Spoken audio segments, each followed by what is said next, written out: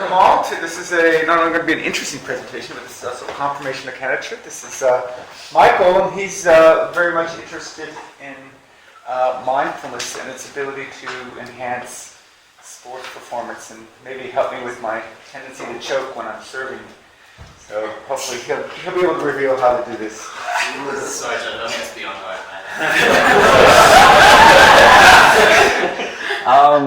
As you all know, it's State of Origin 2 tonight, but today I wanted to talk to you about the real mate against mate that's going on in sport, and that's in sport psychology. And that there's these two conflicting approaches to helping Joseph stop his choking, and they're almost diametrically opposite. And we want to, hopefully through my PhD, test these two against each other in some way, okay?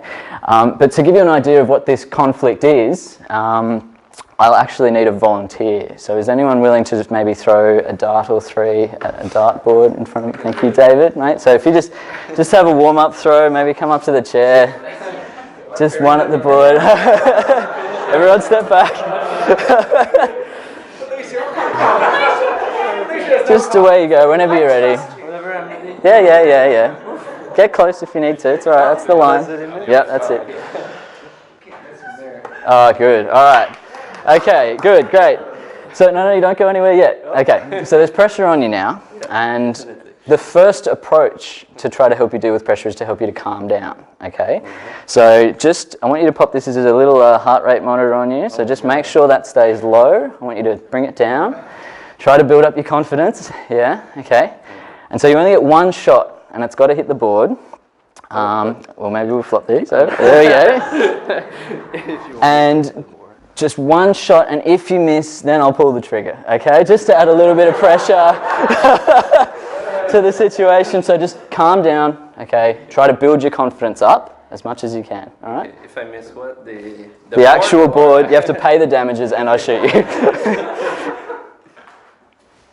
Ooh, okay, good. So again, I'm going to stay here and the gun's going to stay here, the pressure's going to stay here. But I want you to take one of the yellow darts. And this time, it's okay to be nervous. It's all right for your nerves to go up and down. That's fine, okay? It's okay. It's normal to lose your confidence when there's like 30 people watching you. That's okay too. But instead of just trying to breathe to relax, just try to focus on the dartboard, okay? Focus on the center of the dartboard. And the gun's still going to be here, but I just want you to shoot your best. It's normal to be nervous, mate. Okay, beautiful. All right, can we give David a big round of applause? Thank you very much. So two distinct approaches to dealing with pressure and anxiety, okay? One of them is about trying to control the pressure or to control your confidence. The other one's to allow that to go up and down because it's normal and be in the present moment, which you guys, as Joseph talked about, is closer to a mindfulness-based approach, okay? And so these two approaches have been in different literature, including just autobiographies from athletes. And here's a quote from Rafa Nadal talking about that control-based strategy. I was in a constant battle to control my nerves, but I fought them down. And the one thought that occupied my brain was that today I'd rise to the occasion. He's talking about controlling his nerves and trying to occupy his thoughts with positive ones about winning, okay? Whereas on the other hand, we've got the more acceptance-based approach, the blue side, the New South Wales side today, which I discovered that I was far more effective when I became completely immersed in the action rather than trying to control it and fill my mind with unrealistic expectations. So that's Phil Jackson, who was the coach of Michael Jordan. He was also a player himself, and he talks about, it doesn't matter about the expectations and the thoughts about winning or losing. He just says become into the present moment, okay? And like State of Origin, the Maroons have kind of been dominating for the last 10 or so years, okay?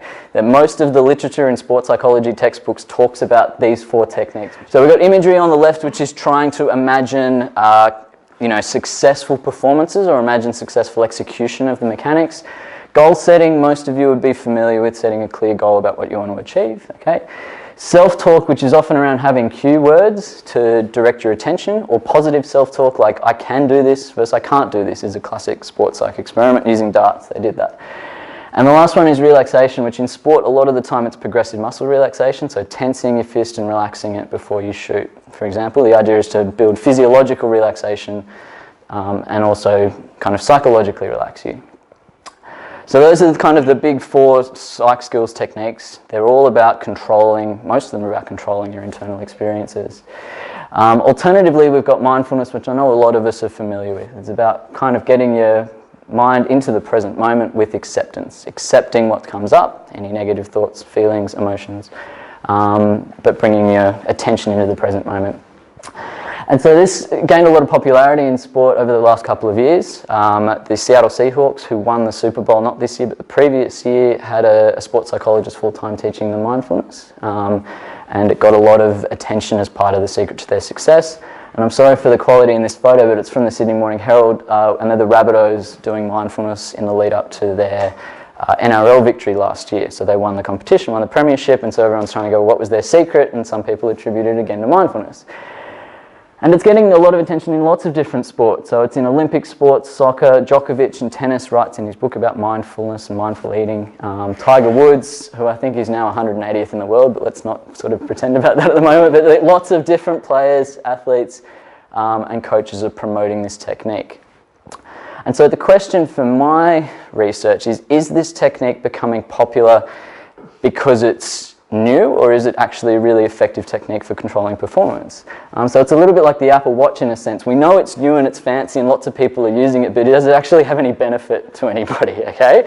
And that's what we're trying to test. Now, we've kind of got a bit of evidence that it does help. I've got a Samsung kind of version and I quite like it, but we don't really know experimentally how well it works. And that's what we're going to try to look at a little bit today. Now, the problem is that things aren't necessarily easily classified as Queensland and New South Wales. Greg Inglis, he played 25 games, 15 tries, 60 points for Queensland, but he was born in Kempsey, played all of his rugby league in New South Wales. And so the question is if you've got techniques that are kind of like this, we don't know whether to categorise them as a control-based strategy or an acceptance-based strategy. So there are things that are kind of in the middle. So I'll try to kind of talk about those a little bit and distinguish between them where possible, okay? But there's two, like I said, distinguished theories that are competing in this circumstance. On the left, on the Maroon side, on the control-based side, we've got meta-analyses. There's been 3 that have said confidence before and during a performance are associated with good performance. Higher confidence, good performance. It's been really consistent.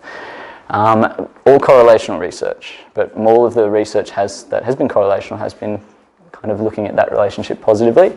And similar things with mood. More positive mood is associated with better performance before and during a match. And we've all probably seen this arousal performance curve where people are either in the zone of optimal functioning, or they're too aroused and they're panicking, or they're under aroused and they're asleep. And again, there's been a meta-analysis for this to say that athletes do indeed perform better when they're in that middle zone. And so there's been lots of evidence to say, well, look, if we can, there is an optimal state for athletes, and the difference between these approaches is what do you do when someone is too high or too low. The control-based strategies say you've got to deliberately move someone into there, whereas the acceptance-based strategies say if we just come into the present moment and focus on the task and accept the fact that these are going to vary, then you'll perform better and eventually probably get there anyway. Okay, but the goal isn't to get here, per se. So the theories on the acceptance-based approaches come from lots of different areas. They've brought in neurological research on things like pain. You might have seen Todd Sampson on the ABC last week. He was talking about how brief mindfulness can increase pain tolerance. I think experienced meditators have higher cortical thickness, but ability to control their attention with less effort, things like that. So they bring in some neurological evidence to say, well, the things we observe in meditation are similar to those we observe in really elite athletes when they're performing well, so maybe something's going on there.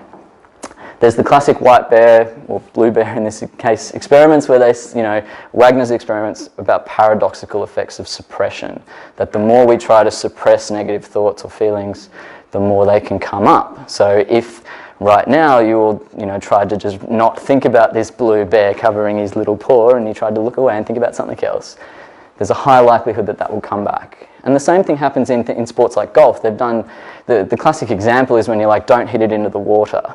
Is the first, if there's a water trap, a lot of the time athletes, will think too much about it and end up putting it in there. And they've done some experimental studies when they say don't putt it short. Athletes spend more time looking short of the hole and therefore are often more likely to putt it short. So those principles have been validated in a sports context. And even Rafa Nadal, if you read between the lines, he says, as much as I tried to banish the thought entirely from my mind, there it lurked, inhibiting me. So even when he talks about how control is the answer, he identifies these paradoxical effects sometimes. And the last theory that comes up is, it's got lots of different names, but the reinvestment theory or Baumeister's explicit monitoring are about the idea that catching, throwing, even hitting a tennis ball, serving is an automatic process most of the time. For experienced athletes, it should just kind of happen without thinking.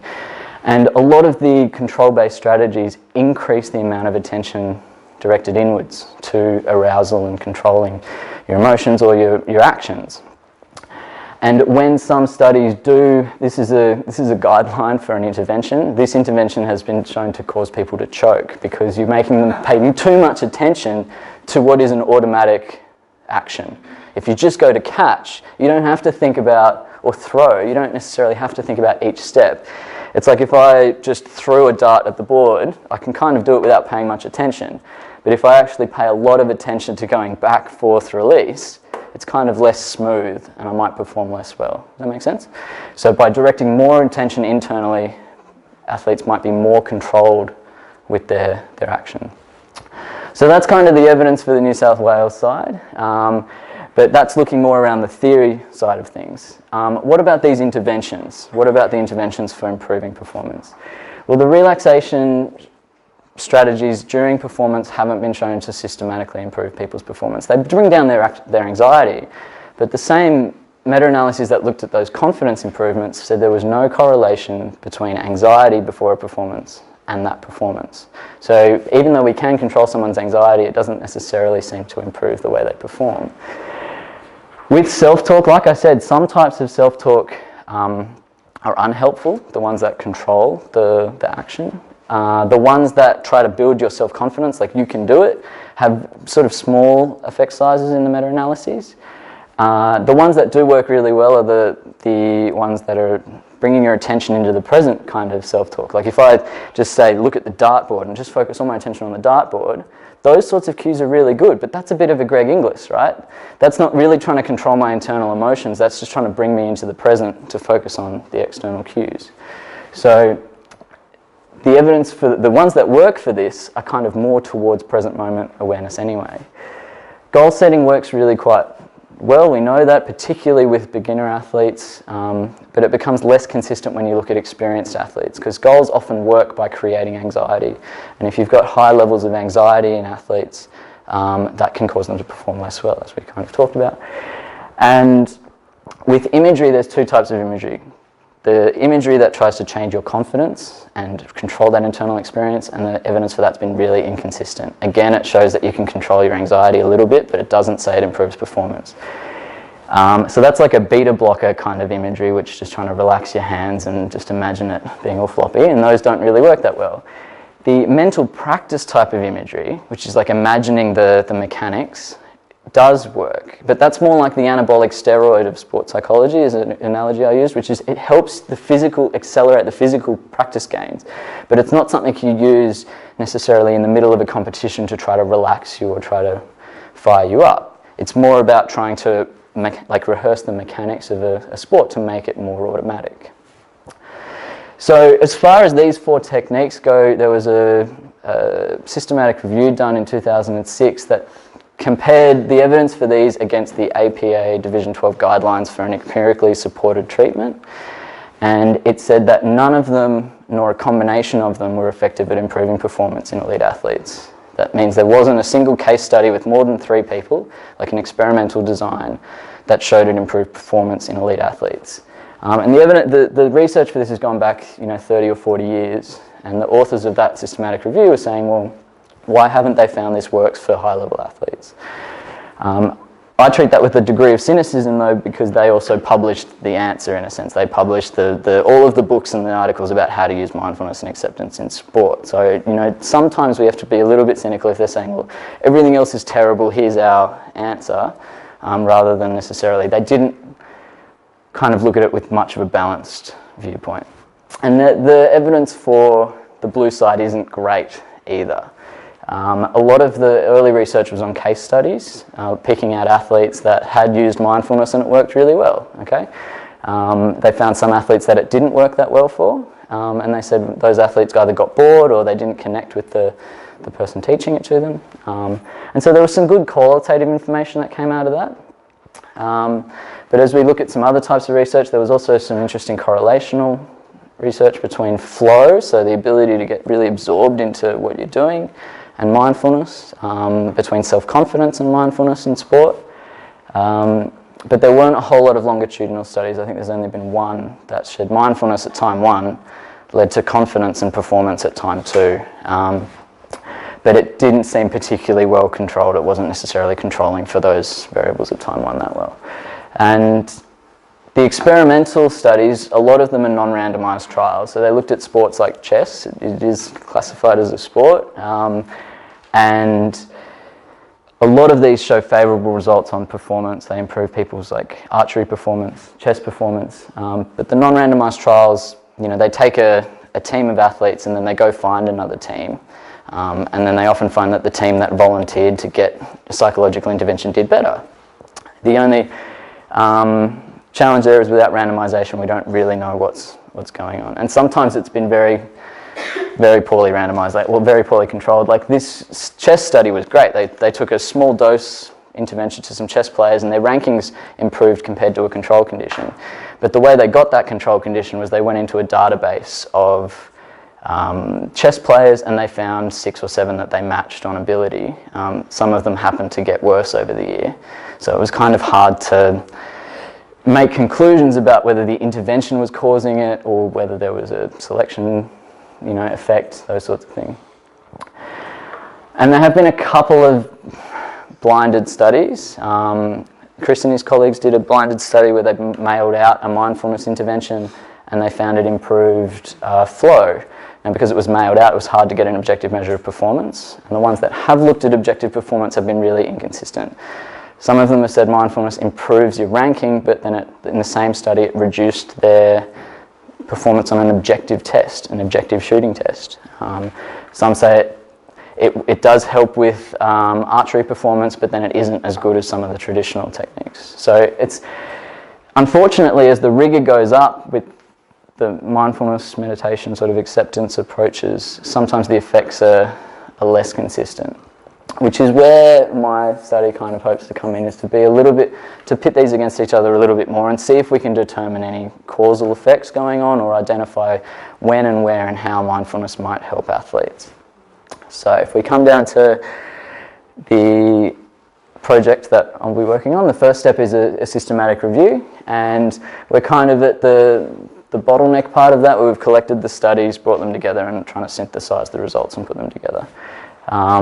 So that's study 1 and that's kind of happening now.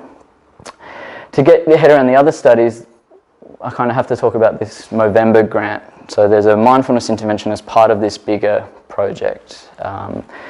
So Movember have been supporting mental health interventions and mental health research, and they've got a project where they're taking a big sample of about 10,000 kids and cluster randomising them into receiving either no intervention or these 5 different interventions so it's a multi-level, multimodal intervention with parents targeted, coaches, athletes, the managers. There's like a mass media campaign.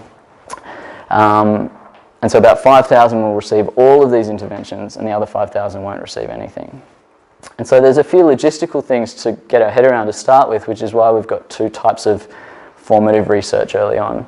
The first type is to do some qualitative interviews with young men, young adolescent boys, to sort of see what are the things that they like about mindfulness or mental skills, why do they use it, why don't they use it. So we'll get some friendship pairs, because some of the qualitative researchers who have done more work on this than I have said that that's a really good way of getting young blokes to talk and have a more open dialogue. And the thinking around these projects is that we're going to need the coaches' buy-in as well, so we'll do some interviews with the coaches to see what they think about mindfulness, mental skills, how they integrate it, how they don't. We're not sure how many people will have seen mindfulness and been exposed to it, but there have been some programs like the Smiling Mind who have a sport-based program with some athletes who are ambassadors. And so for the athletes who haven't been exposed to mindfulness, we'll actually show them the existing programs and get their opinions, with the idea of trying to adapt it to them and see if we can make any improvements or make it easier to, Are the interviews being done with people that are in the November study, so they've already experienced an intervention? This will happen this year before the intervention, so this is part of leading up to the intervention coming along. Yeah. The other part, because it's such a big project and the amount of space for questionnaires is limited, we want to try to refine an existing mindfulness questionnaire for use with this big project. So there is one questionnaire that's already kind of at this stage where it's been evaluated in sport, and the sport-specific measures tend to be more rigorous and more valid than just looking at general mindfulness. But it's about 19 items, so it takes up a lot of space. So the first step of our project, part of it going on in parallel with these interviews, will be administering some questionnaires to a group and try to validate, deploy the shortened measure and see which of the items is loading most heavily on the factors that are important. 19 items is too long? Well, because they want like 3 max for each factor. Yeah, it's hard. But in short, there was discussion about even trying to do matrix sampling because we've got so many participants and they'll all be at 3 time points be exposed to, I think, 6 or 7 different measures. So if we can make it shorter, we'll try.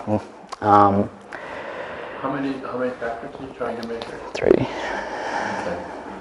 3. So there's present moment awareness, there's acceptance, and then there's the ability to refocus when the mind wanders. And all of those seem really conceptually relevant for sport. So the study 4 is the bigger one, and I must admit that my understanding of structural occasion modelling is a little bit like this, that something happens in the middle, but I'm learning more as I talk to Paul and read about it. But the main hypothesis that we're looking at is, we know that these are all going to be probably interrelated. The existing research does sort of say that we think that they're going to be interrelated. What we're really looking at is whether mindfulness leads to performance and whether, like the previous studies, confidence might mediate that relationship, okay? And because we've got a really confounded experimental design, because there's 5 different interventions, all of which could improve performance. Like Chris is doing one on self-determined motivation for coaches. I mean, that has been shown to improve performance in the athletes of the coaches who are supported. We'll try to see whether the intervention, the part that affects mindfulness, then affects the other components at time 3. Now, I know realistically it's probably going to look a bit more like this because all of the things are going to be interrelated, but I don't know enough about the power of SEM and the effects of using complicated designs on that sort of thing. You've also got the problem that all your measures are highly correlated with the bits on the left, and so that means that the ability to look at the unique effects of anything is... It's going to be really hard.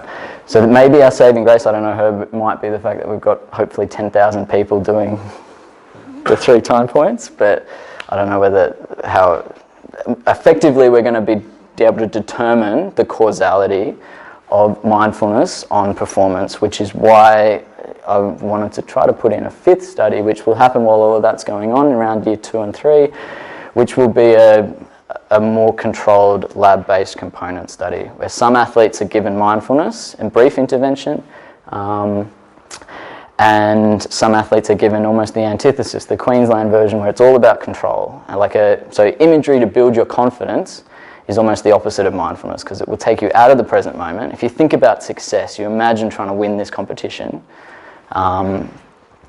that will take you out of the present moment and build your confidence, control that internal experience. There's literature, there are studies that have looked at that and said, well, hey, this is a really good idea, we should tell our athletes to do it. And so it's not like we're trying to harm the athletes, we're just sort of saying, well, here's 2 different theories, which one works? Do they both work? Theoretically, they both might. And using something like golf is good because you can very cheaply get a little thing that you plug into the back of your handle, and that measures the consistency of the putt.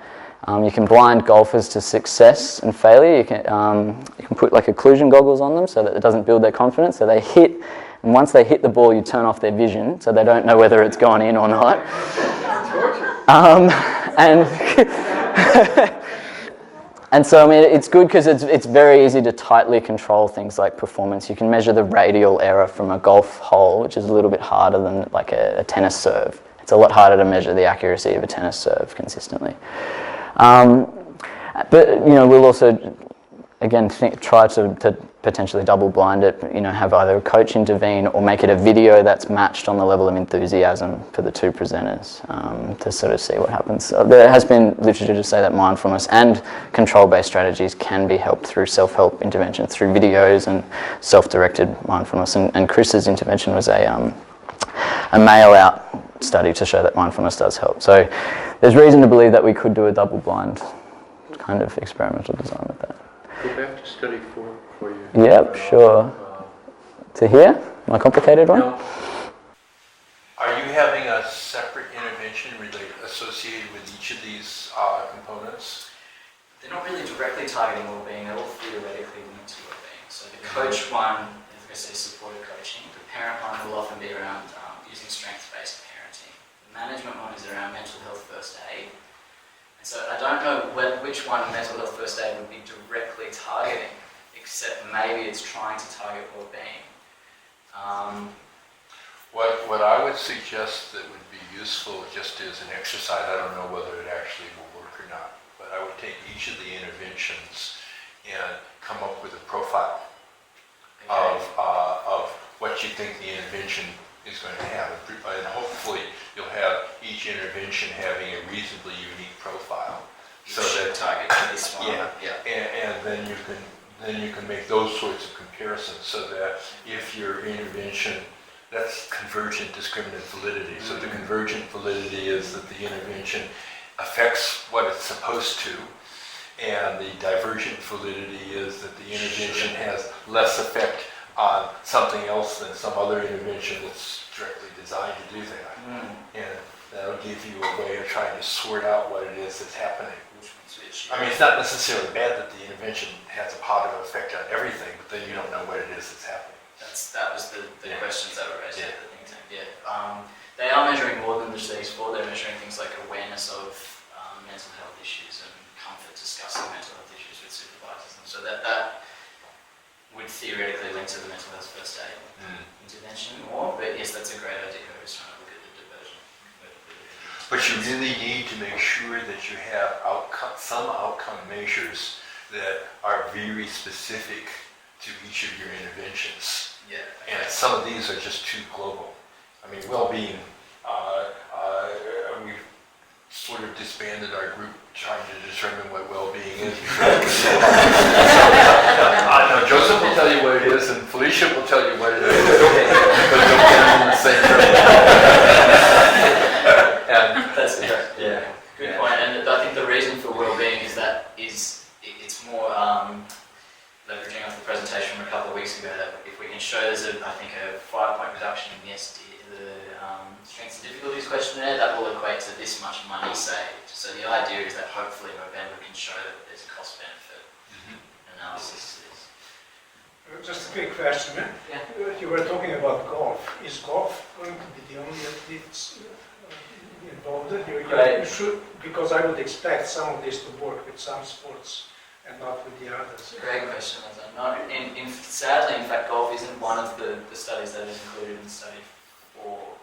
They've got 7 sports, some of which are really easy to measure performance, like swimming and cricket, where objective measures of performance are collected all the time. But they also have soccer, AFL, basketball. The performance is really hard to measure. And so how we measure performance there will be part of the discussion with the coaches. But golf is more used for study 5 because it's easy to do a rigorous, tightly controlled study, and there's evidence that short-term interventions can have a reasonable effect size, whereas a short-term intervention on someone's AFL performance might be harder to detect any changes. So, actually, I was going to open up the floor to any other questions, comments or ideas.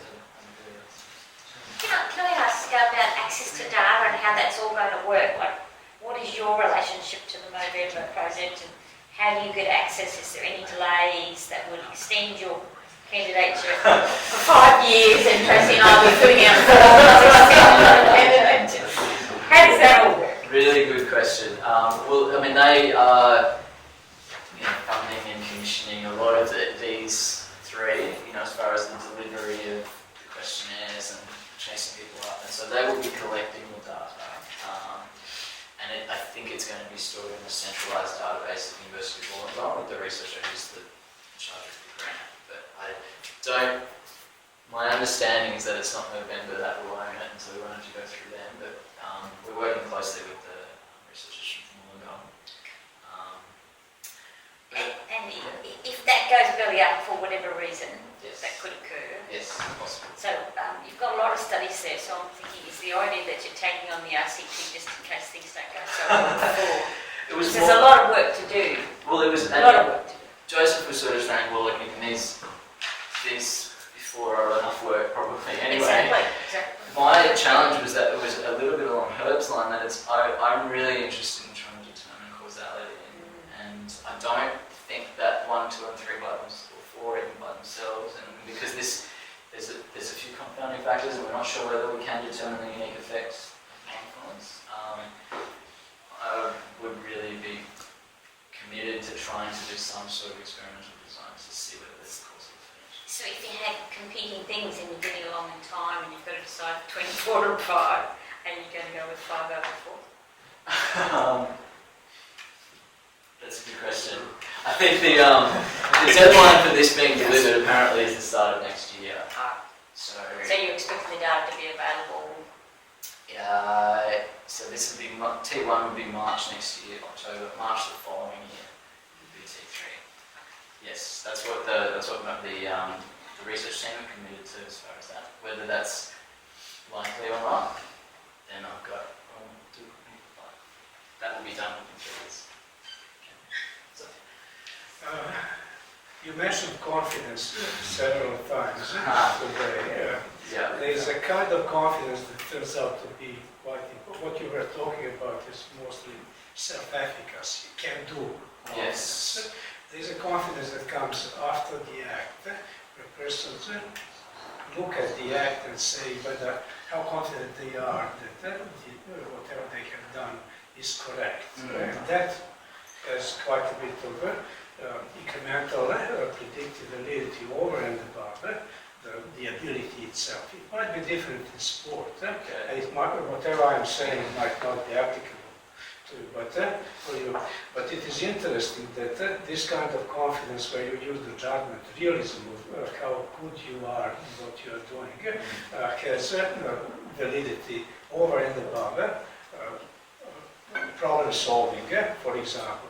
It might be interesting. I know that you might know Jerry Fogarty from Queensland, University of Southern Queensland, who has done some work with golfers, and it might be one of the areas where you may add this kind of post-test accuracy judgment and see whether that works in addition. It gets tricky with here, Lazar, because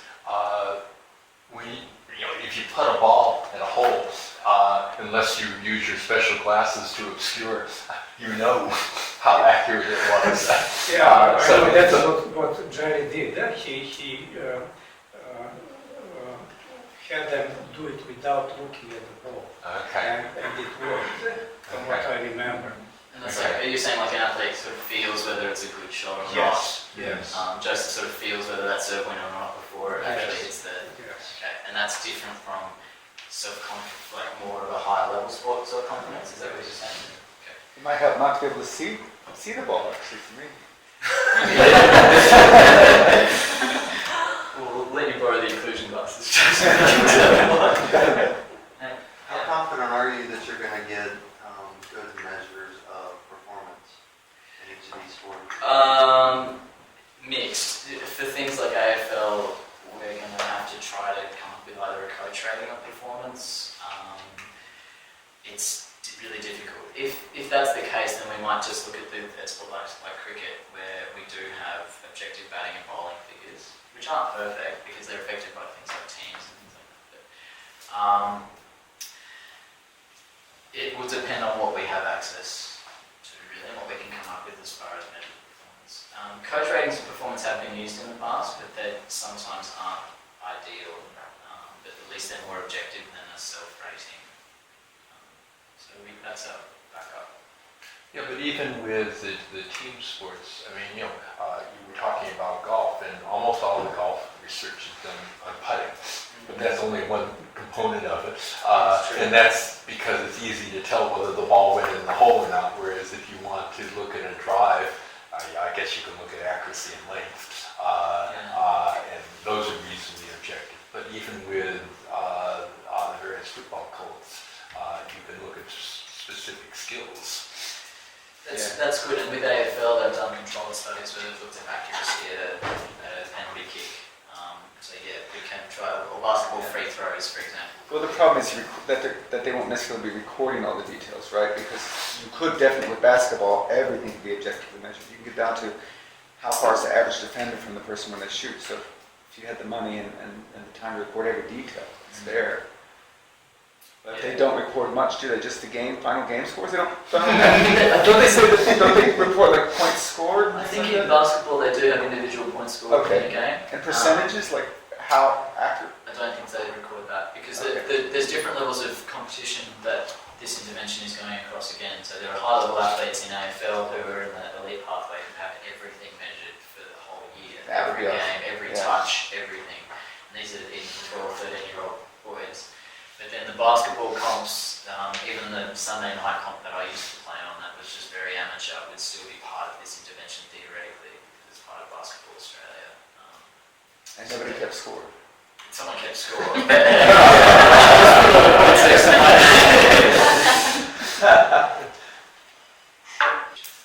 I'm interested in the relationship, as you see it, between flow and mindfulness. Because mindfulness has a lot of different components. One of them, of course, is the present moment focus. But another is the metacognition, the awareness of what's going on in your mind in that moment. Whereas in flow, you've only got the first bit. And so, yeah, so... See, this is I've had discussions and debates with people, and I think that they're similar, but they're not necessarily the same. I find when I'm in flow, I'm often not necessarily that aware of my internal processes. Absolutely, you shouldn't be. I mean, yeah. The idea, though, is that potentially by being more mindful, it allows you to get into flow more. Yeah. So mindfulness is more of a reaction tool in a way to get maybe into flow. That's my opinion. There hasn't been a whole lot of writing on this, though. So I can see how the mindfulness could help you to get into the present moment state, and that increases flow. But how are you able to evaluate the extent to which that's going to be the key ingredient in maybe a positive outcome versus the metacognitive part of mindfulness versus the kindness versus all the other things? So you're trying to say, am I able to look at whether it's the present moment part of mindfulness that's leading to improved performance versus the acceptance or the refocusing part? Or the other parts? Any of the other parts, yes. Well, if you don't try and measure them, you definitely won't be able to distinguish them. And even if you do try and measure them, you'll be lucky if you can't. See, the only hope I guess I've got with the limited amount of questions I can ask people might be that the three factors of mindfulness might differentially predict performance. So maybe present moment focusing might be more important than the acceptance part as far as performance goes. And we do have the measures for that because the mindfulness measures go. But there's something in between those, isn't there? Because there's the present moment focus, which is the attention part, but there's also the awareness, which is not, quite the same as the acceptance. Correct. Yeah, I know what you're saying. There's almost Theta's got 5 components, right? Yeah, it's interesting. And the other part is that a lot of the mindfulness interventions focus on just the observing part, not even describing, or they don't talk a lot about acceptance. So to be honest with you, I think it hasn't got enough into it. Maybe it's something that I could try to look at in a bit more detail. Let's say the awareness of time was one of them that was in the flow thing. If you lose awareness of time, And that's a disaster in some sports. Some sports are just based around the 2-minute drill. What you do in the last 2 minutes. Basketball's great. Yeah. So there's sometimes problems translating. I was working with Sue translating Csikszentmihalyi's flow into the sport arena, and some of the stuff doesn't translate. So, just a follow-up question. What's the relationship between acceptance and kindness to oneself, or self-compassion, or whatever you want to call it? Are they the same or are they different? I'd understand them to be different. That self-kindness is a different process, and I think even just thinking about Chris Lonsdale's work, and there has been some self-compassion in sport stuff, which just showed that a self-compassion intervention reduces self-criticism. But it talks about self-kindness, common humanity, and mindfulness, right? So I'd see them as being kind of separate, in a sense that self-kindness can often look like some, in a way, positive self-talk in a strange way, whereas acceptance is more around it's closer to common humanity, that it's okay to feel like this, everyone will feel like this in a certain situation. Maybe that's the way I conceptualise it. I'm thinking on the spot here. It's how you operationalize it. Yeah, exactly. Just one brief point on the flow. I've heard flow described as a state, whereas the mindfulness processes you're talking about as behaviours, you can actually influence quite directly. Yeah, that's one way. Yeah, so flow is like an outcome, whereas the mindfulness are actual behaviours that you can do. You can't do flow, but you can do acceptance. Yeah. And there's I think, a difficult distinction between dispositional mindfulness and the action of mindfulness and how they overlap. But I think you're right. Like flow is closer to that dispositional mindfulness, that the ability to get in the present moment regularly.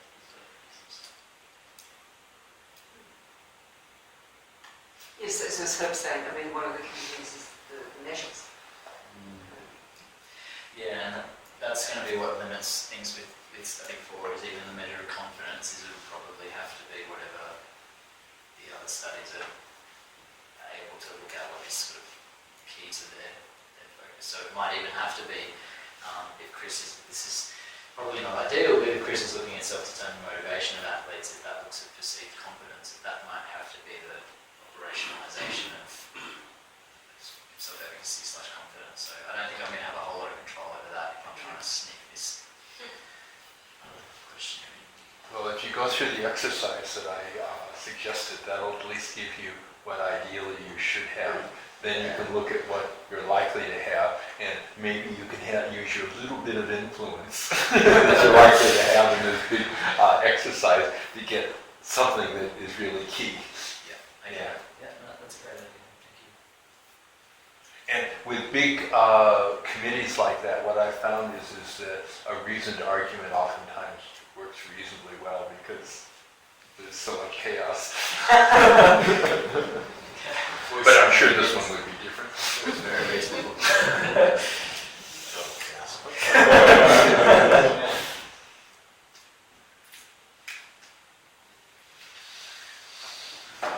My last question would be about when they're delivering the intensity of mindfulness, are we just looking at scales that say, yes, I have this level of intensity of this particular component of mindfulness? It's not that I practice it at this rate. So are you able to define intensity in terms of your study 5? Good question. Should you go to an RCT? How are you going to define intensity? That's a really good question. So I think what you're sort of asking is if we do an RCT with the group, how much are they using it as well as the effect that it has on them? Yes. That's kind of say, yeah. And that's something that every review that I was talking about each of the interventions, manipulation checks are hugely important. So how do they do that? How much did your confidence lift as a result of the intervention? That's not the frequency of the intervention. Well, yeah, because a lot of the lab studies are usually like an hour intervention, and then you putt, and then you do an hour of something, and then you putt on it straight away. so it's not assuming that you do a whole lot of practice in between. So that's some of them. Some of them have looked at, how often did you practice it this week? How much time did you spend practicing? And I think that that's important to look at if you've got a longer term intervention. And I'd assume that that would probably affect the relationships that we're looking at studying for. If you've got some kids that are using it every day, then hopefully that's going to naturally it'll probably increase their mindfulness more than someone who just used it a couple of times. So the November study includes something of that? Depends how we do the intervention. So if it goes through the coaches as part of the stretching program, then we will ask the coaches potentially how often they, used it before the training. So by mindful stretching could be a way that is a feasible way of them integrating it every week. But that's all going to come out of the formative research and study too.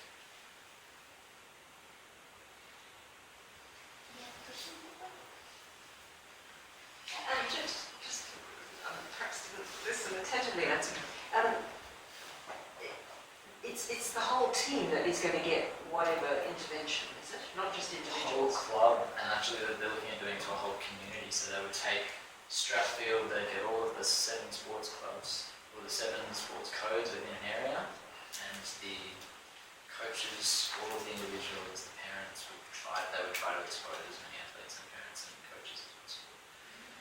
So again, how much is the change in the social ethos and how much is the intervention? 100%. It's going to be tough. 100%, yeah, and that's pretty much why I wanted to. But anyway, the important thing is at an early stage, you throw everything in and you see what works. And then once it works, you can start to unpick it. In another study. And you're doing it by publication, so if you get to 4 and you've had enough, I stop you sending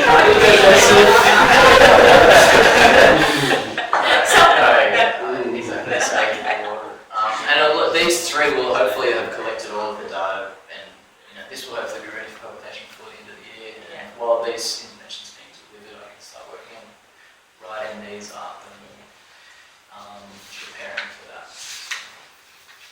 Do you have enough data on the 19-item questionnaire to do the short form stuff? There's only been one validation study, and I think they had 500 participants, and that one option has been to actually just ask, we're going to get permission to use the study and refine it, but potentially see if we can get data. Out of 100 items, or 100, how many participants? 500. Oh, 500. Okay, well that's a little better, yeah. Possible. So maybe that, if time doesn't permit, or we don't do the initial survey, then that's